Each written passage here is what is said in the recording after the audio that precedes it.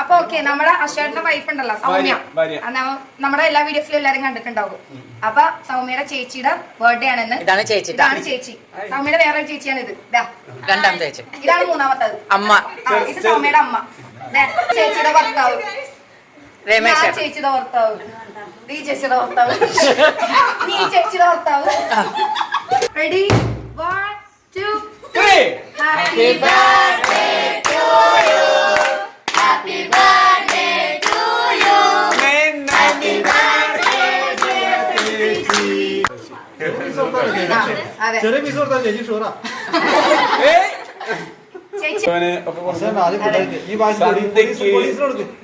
സന്ധ്യ കൊതി കൂടി ഇരിക്കോ?